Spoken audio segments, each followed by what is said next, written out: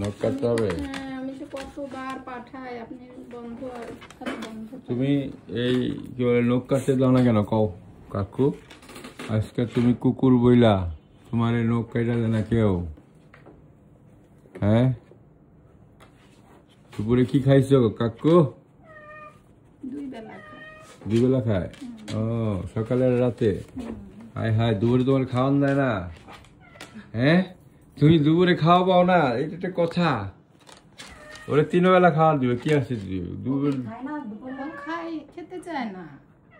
আরে 3 বেলা খাবার না দিলে হইব নাকি? কোনো বিদেশি সিস্টেম শেষ।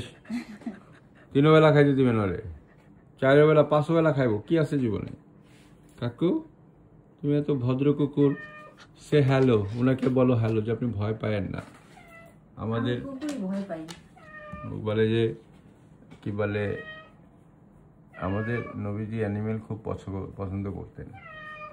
সূরা কাহাফে একটা কুকুরের কথা লেখা আছে যেটা কিনা বেহেশতে যাবে। ওই কুকুরটার নাম কি বলে দাও? কিতমির। কিতমির? হ্যাঁ, কিতমির বেহেশতে যাবে। এমনিতে কোরআন শরীফে তো ওর নাম নাই।